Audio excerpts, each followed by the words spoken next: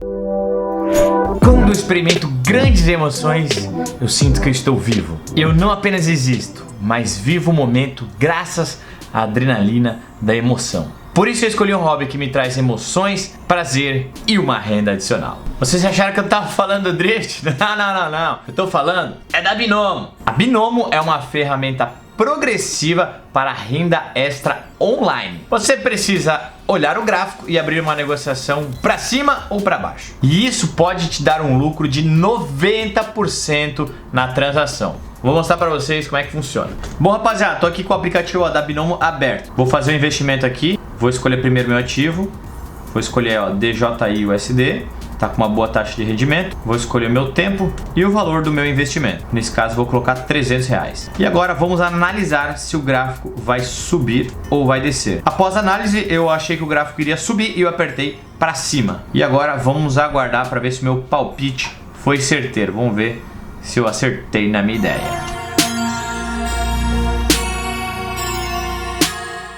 Ih, rapaziada! Acabei de ganhar R$540 em apenas um minuto. Muito rápido, né? Eu sou muito inspirado em pequenas vitórias e também sou motivado pelas derrotas. Eu entendo que isso faz parte da jornada do trader, mas definitivamente vale a pena. Então é isso, galera. A Binomo definitivamente me inspira e me dá a oportunidade de ganhar dinheiro em qualquer lugar com o meu telefone.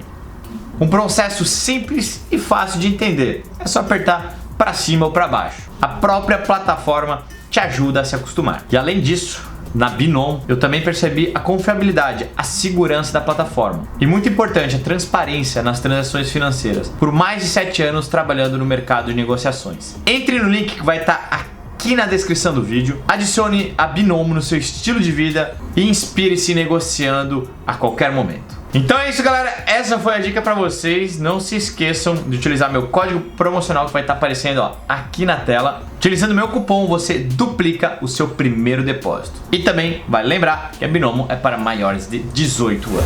Galera, então vamos para o nosso vídeo de hoje. Vamos falar um pouquinho sobre o campeonato que aconteceu no Velopark. Mais especificamente nesse vídeo vamos analisar algumas batalhas polêmicas. Assim como eu sempre faço uma análise do campeonato, Fórmula Drift, enfim, a ideia aqui é a gente analisar algumas batalhas onde foram muito difícil o julgamento dos juízes. De forma geral, o campeonato foi bem tranquilo, por diversos motivos a gente não teve muitos pilotos, especificamente nessa etapa, e acabou que as batalhas foram bem tranquilas. Acredito que na sua grande maioria o julgamento foi, de certa forma, até simples. Algumas batalhas específicas que a gente vai abordar aqui no vídeo de hoje foram um pouco mais polêmicas, digamos assim. Pessoal, vale lembrar que esses vídeos eu faço não é para ficar reclamando, não é para ficar falando mal de juiz ou falando mal do campeonato, enfim, qualquer motivo nesse sentido. A minha ideia sempre, quando eu faço esse tipo de vídeo, é para a gente evoluir, para a gente crescer, para a gente aprender, trocar ideia, conversar sobre o que acontece no mundo do drift. O drift, vocês sabem, é um esporte novo, vem evoluindo ao longo dos anos, mudou muito o estilo de pilotagem, o estilo de julgamento, e essa evolução é constante. É normal que as coisas vão se adaptando. E o julgamento, da mesma forma, também está sempre em modificação. Por isso é importante a gente sempre fazer esse tipo de análise, a gente observar algumas situações para a gente sempre crescer, desenvolver e melhorar lá no futuro. Deixar o drift cada vez mais um esporte onde a decisão seja a mais justa possível para todas as partes envolvidas. Beleza? Dito isso, né, galera? Vamos então para a nossa primeira batalha desse final de semana. Na verdade, antes vamos analisar um pouquinho a pista, porque a própria pista, de certa forma, foi polêmica, né? Vamos lá, galera. Como é que foi essa pista? Ela foi no Velopark, um autódromo, tem pista de arrancada lá, complexo maravilhoso. Primeira curva era um touch and go, depois vinha para uma zona externa. Nesse momento aí, os carros normalmente reduziam para a segunda, aí tinha mais uma transição, um outside externo, jogava a terceira marcha, e aí era o grande momento onde aconteceu a grande maioria das batidas, das colisões. Após os carros ganharem grande velocidade, eles faziam a transição, eles subiam num local bem estreito, e aí eles tinham que frear bastante e fazer essas duas zonas externas, praticamente, era como se fosse uma grande zona, preenchendo toda a parte externa dessa curva. A questão nesse momento foi que os carros precisavam desacelerar demais, e foi onde aconteceu a grande maioria das colisões. Era muito apertado, os carros vinham muito rápido e tinham que desacelerar de forma bem brusca. Seguindo com a pista, não teve grandes segredos nessa parte, um inside, um outside e aí um último touch and go. Galera, a pista era bastante desafiadora. Até aconteceu a situação de sexta-feira à noite, os pilotos se reunirem juntamente com a organização para sugerir algumas modificações no traçado, justamente pelos acidentes que aconteceram no treino. Mas a grande maioria dos pilotos acabaram optando por não mudar o traçado. Eu fui um deles, até porque a gente já havia treinado um dia inteiro naquele traçado e não faria sentido a gente mudar e ter que treinar tudo de novo. Não faria sentido para mim.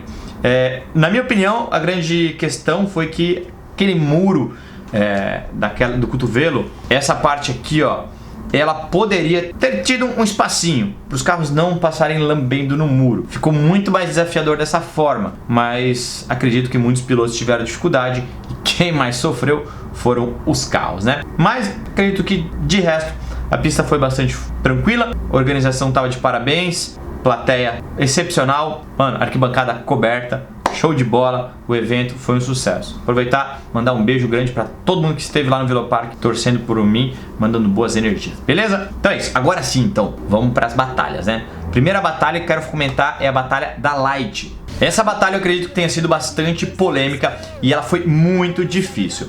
Foi Gustavo Radical e Betinho, dois pilotos que chegaram na final, os dois estavam andando muito bem. Gustavo começou de líder, tinha feito uma volta de classificação melhor, né? Ficou em primeiro lugar e vinha fazendo uma volta de líder sem problemas, bem fluida, tranquilo. E o Betinho, de certa forma, com um pouco de dificuldade para perseguir um pouquinho de distância, tentando chegar ao máximo próximo do Gustavo. Quando a situação mudou, então, Betinho foi como líder.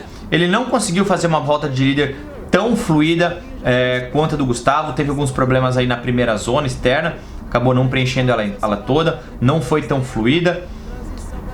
Teve um pouquinho de dificuldade também de se aproximar do muro nessa parte, pode ver como ele passou um pouquinho raso. E aí, no final, completou a última zona externa dessa parte sem grandes problemas. Só que, no finalzinho, aí, neste momento, foi onde a polêmica aconteceu. O Gustavo Radical, ele rodou após a linha de chegada. Vamos analisar agora com calma em câmera lenta. Vocês podem ver que o Betinho vem fazendo a última zona externa, que eram duas, né? Mas vamos entender que é uma única zona externa, toda essa parte, sem problemas. Ele veio acelerando, sem correções bruscas, freio de mão, nada. Ele veio fazendo tranquilamente. O Gustavo Radical já tinha uma certa vantagem, podemos dizer assim. Ele tinha feito uma volta melhor de líder, vinha fazendo uma volta melhor de perseguidor, mas era uma final, né? Ele não ia deixar barato, ele queria mostrar porque veio e para garantir a sua vitória. E por isso ele veio muito próximo na última curva e também ali nesse último ponto, nessa última zona. Aqui, pessoal, vale uma observação que os juízes no briefing eles definiram que a linha de chegada era a segunda linha amarela. Só que a observação também é que essa linha não era exatamente uma linha de chegada. Aí era uma linha própria do circuito ali, vamos dizer que era a passagem dos boxes, né? Do autódromo. Então essa linha ela já estava ali, eles só reaproveitaram. Então, na minha opinião, não estava muito bem definido aonde que era a linha de chegada, partindo do princípio que ela não foi feita pensando, ela foi meio que reutilizada. Isso é interessante porque a gente precisa entender em que momento que o Gustavo Radical ele acabou rodando. Nessa situação, pessoal, eu acredito que o julgamento dos juízes foi correto. Baseado no regulamento, em tudo que a gente conhece e já viu hoje do drift, é claro que os pilotos precisam manter o drift, precisam manter o controle durante toda a volta e mesmo após a linha de chegada. Mas essa situação específica, pessoal, ela tem vários poréns. Então, o que eu quero trazer dessa batalha não é questionar o julgamento, mas sim questionar a regra. O que eu quero levantar será que a regra está certa? Será que a regra, nesse caso, ela não merece uma exceção? E aí vamos analisar por que é o meu pensamento. Só deixando claro, tá, pessoal? Eu concordo que o piloto precisa manter o controle mesmo após a linha de chegada. Se a gente for abrir diversas situações onde isso aconteceu, do piloto rodar logo após a linha de chegada, eu vou concordar com todas. Mas nessa situação específica, eu acredito que a regra ela precisaria de uma observação. Novamente, os juízes, na minha opinião, eles agiram certo. Mas o que eu quero aqui é colocar um parênteses para se uma situação dessa aconteça novamente, a gente precisa colocar de forma que a interpretação dos juízes ela possa ser diferente. Que existe algo no regulamento que possibilite o juiz interpretar isso de uma forma que não seja exatamente o que está escrito nas linhas. Vamos lá, a situação aqui é o seguinte, pessoal. Essa, como vocês sabem, era uma pista estreita, então não tinha muito para onde fugir, não tinha muito para onde correr. E após o Betinho passar a linha de chegada, ele imediatamente tira um pouco o pé. Isso é visível porque o carro perde muito ângulo. Ele não freia, ele não para, mas o carro ele perde ângulo e começa a andar reto. Vocês podem ver que nessa parte o carro alinhou. Ó, mostrando outra imagem para vocês. Passou a linha de chegada, vocês podem ver que o carro dele, ó, imediatamente, praticamente em cima da linha, o carro dele começa a alinhar. O Gustavo, como vinha muito embutido, muito embalado, ele não tinha muito para onde ir. Porque veja a trajetória do Betinho. Ele continua reto, ele acelera e ele passa muito próximo do muro do lado esquerdo. Ou seja, se o Gustavo continuasse fazendo drift com a mesma intensidade, com a mesma velocidade, ele iria bater no muro. Essa é uma questão meio óbvia. O que a gente sempre fala para os pilotos é: piloto líder continua fazendo drift e o perseguidor imediatamente tira o pé. A questão aqui é que o Gustavo provavelmente se assustou com essa alinhada do Betinho e no susto ele pisou no freio e acabou rodando. Essa é uma situação, pessoal, que na minha opinião o líder ocasionou o perseguidor de rodar. Só que é uma situação onde a gente já está fora da pista. Ali não tem mais zona externa, ali não tem mais como a gente falar, ah, o líder fez algo errado ou não. Nessa situação, a pista já acabou, o carro já finalizou. E a única coisa que a gente diz para o piloto líder é que ele tem que continuar acelerando. Mas em nenhum momento diz que ele precisa manter ângulo ou não. Então nessa situação, pessoal, eu achei bastante válido a gente analisar o quanto esse final impactou no restante da volta. Porque se a gente simplesmente deletar esse finalzinho, a gente analisar somente a volta como um todo, na minha opinião é nítido que o Gustavo iria levar essa vitória. Ele fez uma lead melhor, ele fez uma chase melhor. Acredito que o próprio Betinho saiba disso. Até onde essa rodada no final foi prejudicial para a volta como um todo? E é isso que eu queria discutir. Será que é justo a gente punir o piloto que fez um trabalho melhor, tanto quanto líder quanto perseguidor, somente por esse fator após a linha de chegada? Novamente, eu acredito que os pilotos eles precisam manter o controle mesmo após a linha de chegada. Mas numa situação onde a pista ela é muito travada, ela é apertada, onde existe muro para todos os lados e onde o líder acaba alinhando praticamente no mesmo segundo que ele passou em cima da linha de chegada, no meu ponto de vista, essa é uma situação onde a gente não pode penalizar o piloto que cometeu esse erro. Na minha opinião, é uma questão de segurança, é uma questão de preservar tanto o piloto quanto o equipamento. Ele freou para evitar qualquer tipo de colisão. Isso não afetou em nada a volta. Caso fosse uma situação diferente, onde ele tivesse uma distância, ele tivesse rodado, digamos, sozinho, seja como perseguidor, seja como líder, eu não teria a mesma opinião. A minha opinião teria sido diferente. Mas nesse contexto, nessa situação, nessa pista, na minha opinião, eu não iria penalizar o Gustavo por essa rodada. Galera, nessa batalha específica, como ela foi a final, não foi transmitido qual foi a decisão dos juízes. Se alguém decidiu por empate ou se algum dos juízes decidiu por vitória do Gustavinho, enfim. A gente só sabe que o Betinho venceu, mas pelo menos eu procurei ali e eu não vi qual foi a decisão dos juízes. Tá, vamos falar agora de outra batalha, que foi a do João Barion e o Lúcio Turossi. O João e o Lúcio, eles empataram 2 vezes. Eu vou trazer aqui pra vocês a segunda batalha. A segunda batalha do desempate. Vamos analisar a volta com vocês. O João ele tava com diversos problemas no carro, tinha batido, tava com 2 marchas só. Mesmo assim ele tava conseguindo ainda andar com o carro. Nessa batalha a gente pode ver que o carro dele estava fazendo menos fumaça, porém o carro do Lúcio também praticamente não estava fazendo fumaça alguma. Me parecia que os dois carros estavam com bastante dificuldade. O Lúcio manteve bastante distância do João durante toda a volta.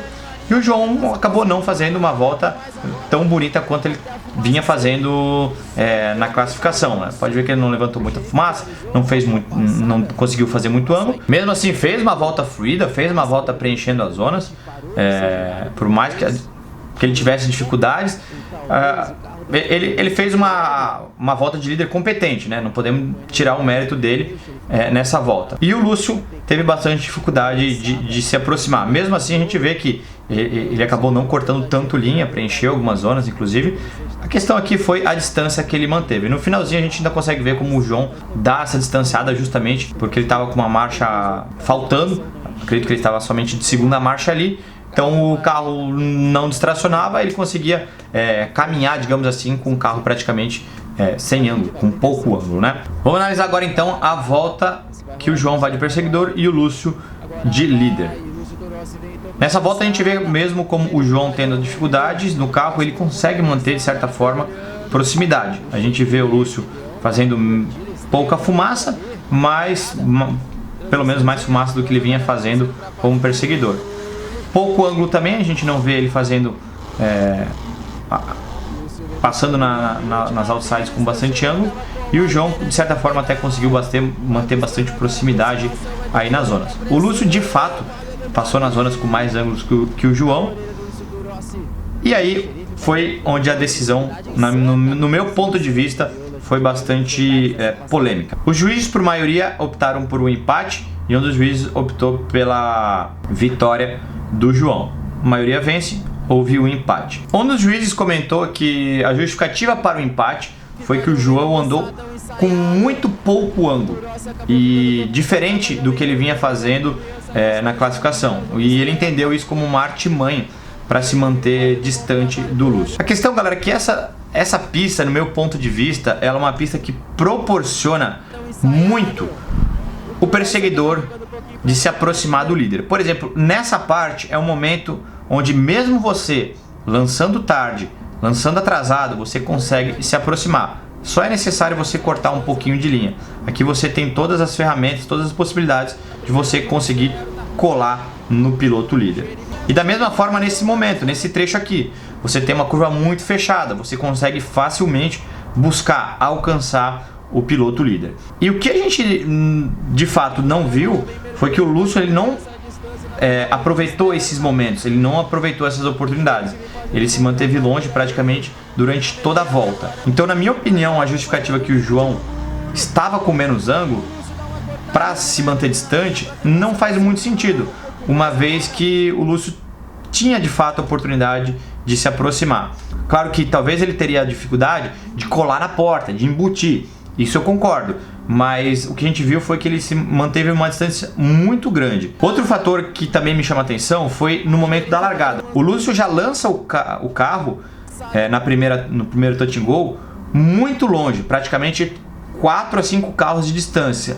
Ou seja, ele já estava longe desde o início, ele já se manteve distante desde o início. Então a gente não pode colocar essa culpa, esse erro no João.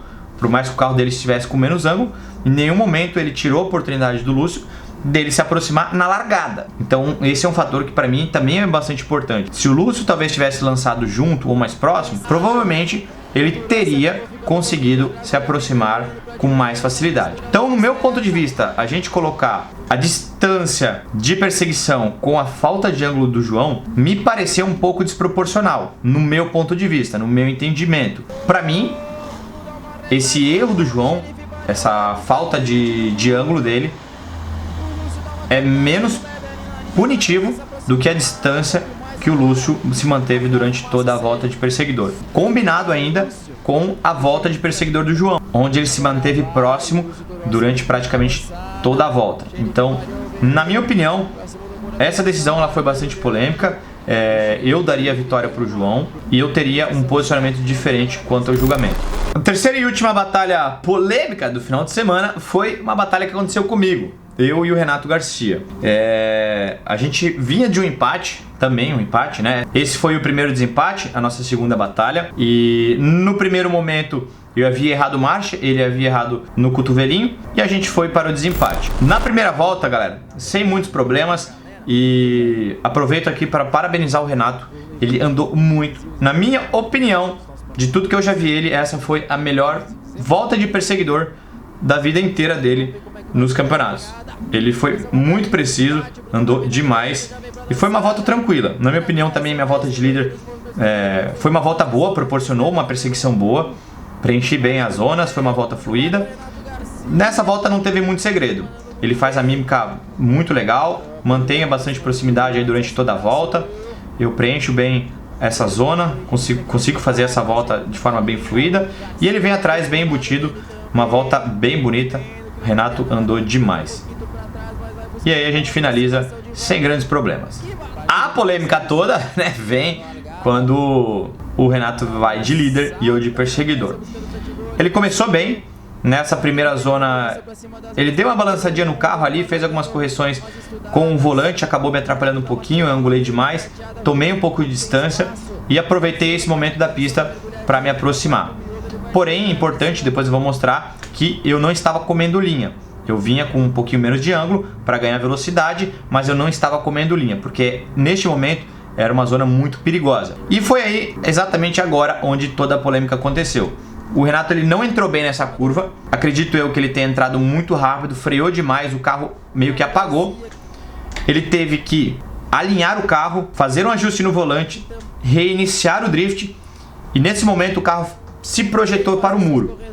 Ele encostou no muro nesse momento, ele deu um toquinho, acabou alinhando novamente, teve que fazer um borrachão, digamos assim, ele andou em linha reta acelerando com o carro e eu parei de fazer drift como perseguidor.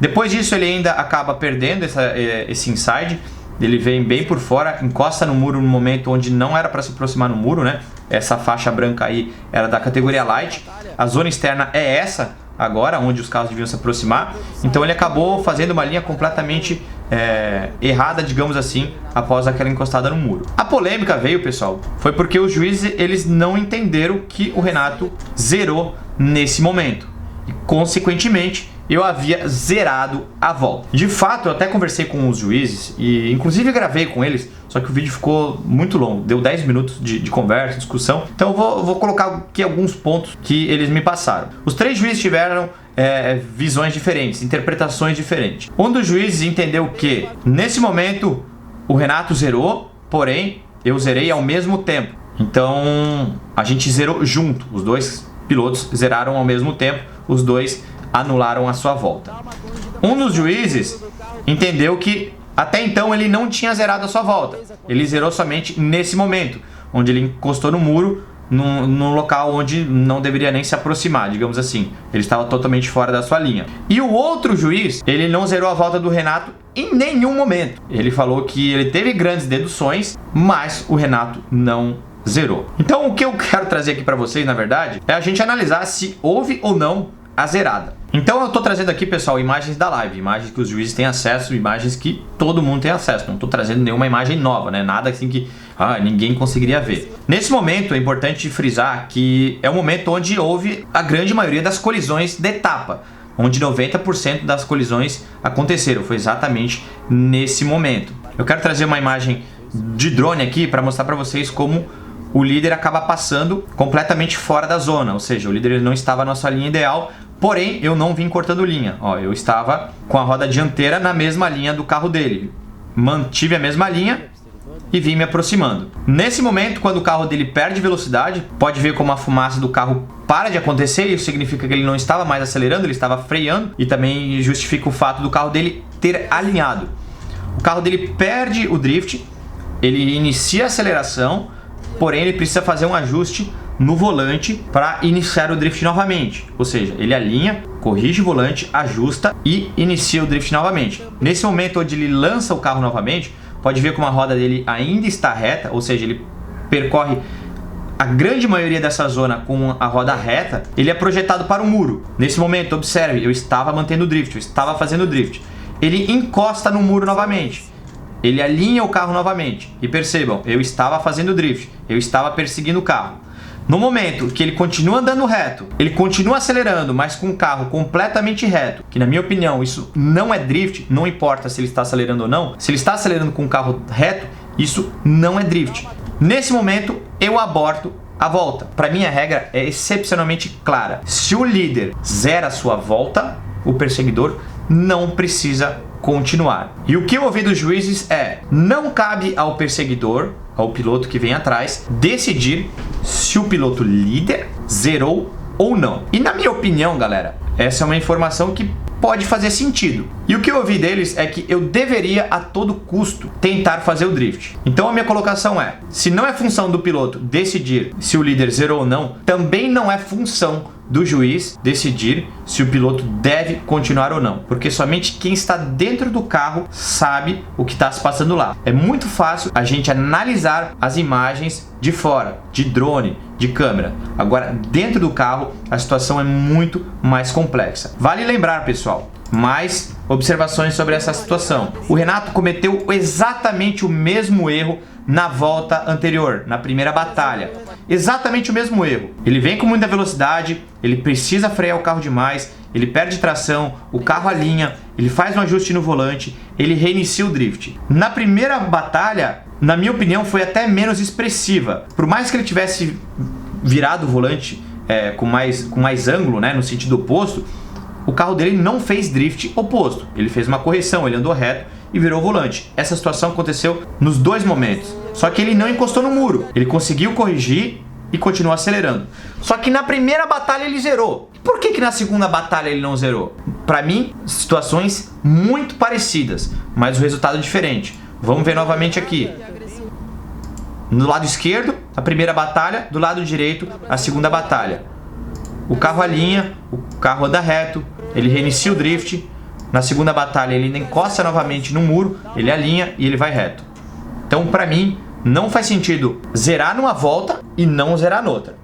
Deixando bem claro que foram situações muito parecidas e batalhas subsequentes. Sobre o questionamento que o piloto precisa continuar fazendo drift. Em nenhum momento no regulamento isso está especificado. Em nenhum momento diz. Pode ser o entendimento do juiz, pode ser uma interpretação. Eles podem ter achado que eu errei uma marcha, eles podem ter achado que quebrou meu carro. Para mim, não importa o motivo. Eu entendo que uma vez que o piloto líder errou, zerou e por uma fração de segundo ele tornou a situação arriscada onde pudesse haver uma colisão, não faz sentido o perseguidor ser obrigado a manter o drift. Um dos juízes comentou: Bruno, você deveria continuar acelerando, por mais que o carro tivesse praticamente parado, você tinha que fazer um borrachão, pé esquerdo no freio. Bem, vamos lá. Uma situação que aconteceu na batalha anterior com o Juninho.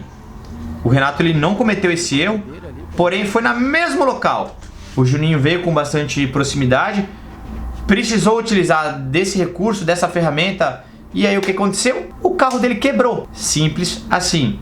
Então eu pergunto, por que eu preciso arriscar o meu equipamento? Por que eu preciso arriscar a minha etapa? Por que eu preciso arriscar o show, o espetáculo? Numa situação onde o perseguidor ele não foi culpado. Para mim não faz sentido o piloto ter que arriscar o seu equipamento simplesmente para continuar fazendo drift. Se o piloto líder errou, se o piloto líder alinhou, se o piloto líder zerou, o perseguidor não precisa continuar fazendo drift. Então novamente vamos ver aqui. O carro alinha, faz um ajuste no ângulo, reinicia o drift, o carro ainda está reto, o carro encosta no muro, o carro alinha novamente, o carro vem acelerando e somente nesse momento eu aborto o drift. Na minha humilde opinião, na minha experiência, se isso aqui não é zerar, eu não sei absolutamente nada de drift, na minha opinião. Se isto aqui não é zerar, por favor, se desinscreva aqui do meu canal, porque eu não sei absolutamente nada de drift. Eu consegui o vídeo em alta qualidade aqui, o arquivo direto do drone. Nesse vídeo dá para ter uma noção um pouco mais precisa da situação que aconteceu, né? Eu também tenho a GoPro de dentro do carro, mas pela posição, pelo ângulo, praticamente não dá para enxergar nada do que está acontecendo. Então, novamente, nesse momento, aqui dá para ver bem como o carro passa praticamente 1 metro, 1,5 metros longe da zona externa. Aqui a gente começa a perceber que o carro já está alinhado, ele anda reto, anda mais reto mais um pouco. Nesse momento que eu pensei, cara, ele andou reto, beleza, vamos continuar. E aí ele lança o carro, ele continua andando reto, só aí ele lança o drift novamente. Ele encosta no muro, tem uma colisão. Essa colisão ficou nítida pra mim que tava dentro do carro, né? O carro, na verdade, pra mim, eu achei que ele ia bater já no primeiro momento. Ele anda reto novamente e ele continua andando reto. Pode ver que até então eu estava continuando a fazer drift. Nesse momento que o carro dele está andando reto de uma forma totalmente contrária ao que os pilotos vinham fazendo ou que se pede para fazer, obviamente eu aborto o drift. Por mais que tivesse espaço, por mais que tivesse possibilidade de eu continuar fazendo, na minha opinião não faz sentido eu ser obrigado a continuar fazendo drift. E a situação que eu coloco é a seguinte: beleza, se eu tivesse continuado fazendo drift, se eu tivesse continuado a perseguição e nesse momento onde ele bate no muro novamente, se eu tivesse sofrido um acidente mais grave, tivesse quebrado o carro, a minha pergunta é: do que isso teria valido a pena? Quem ganharia com essa situação? Ninguém. Não faz sentido. Então, a questão que eu quero levantar aqui é que os juízes, para mim, eles precisam entender um pouco mais o que se passa com o piloto. Pilotar não é só sentar a bunda no volante e acelerar. Essa é a parte mais fácil, essa é a parte mais simples. Existe uma situação toda por trás disso. Envolve a família, envolve seu tempo, envolve seu trabalho, envolve seu dinheiro, envolve toda uma equipe que você se desloca. Então, quando o piloto toma uma decisão de abortar uma volta onde o líder cometeu tantos erros, não é porque ele não quer, não é porque ele, vou fazer corpo mole, desistir, não, é porque ele está preservando uma coisa muito maior, ele está preservando seu equipamento, ele está preservando o espetáculo. Então, na minha opinião, aqui os juízes foram infelizes, posso assim dizer, na sua decisão, porque analisando de forma um pouco mais calculista, com um pouco mais de calma, eu não consigo ver em qual momento ele não zerou. Eu não consigo entender como essa volta de líder não tomou um zero. E aí todo o resultado sequente da volta, né, da situação que aconteceu, o empate. Enfim, pessoal, eu falei um monte dessa batalha porque é uma situação bastante delicada que envolveu já várias outras situações. A mesma situação já aconteceu de novo. E novamente, eu quero frisar isso porque, como eu estava envolvido, eu senti na pele esse senso de injustiça. Esse senso de, cara, eu fiz tudo o que eu pude fazer, mesmo assim eu fui penalizado. E na minha opinião, esse tipo de julgamento precisa ser mudado. Esse tipo de interpretação, ele precisa ser mudado. Esse é o meu ponto de vista. Novamente, não estou aqui chorando, não estou aqui reclamando. Justamente porque depois do empate eu continuei e consegui a vitória. Então faria sentido eu estar reclamando se eu tivesse perdido. Mas como eu ganhei, mesmo assim, a ideia aqui não é reclamar. É a gente aprender pra a gente lapidar o julgamento no drift. Então é isso, galera. Bastante polêmica essa volta, né? Bastante polêmica. Frisar novamente a volta de perseguidor do Renato, parabenizar ele novamente. Acredito que se ele tivesse treinado um pouquinho mais, ele acabou não conseguindo treinar na sexta-feira tanto, deu uma volta apenas. Tenho certeza que se ele tivesse treinado mais, ele teria feito voltas muito melhores, teria um resultado muito melhor. Porque na volta de perseguidor ele mostrou todo o potencial dele, ele andou muito bem. Ele é habilidoso, ele tem talento, ele tem um carro, ele tem uma equipe. Falta só dar uma treinadinha, viu, Renato? Beleza? Galera, vou deixando o vídeo por aqui. Tamo junto, é nóis e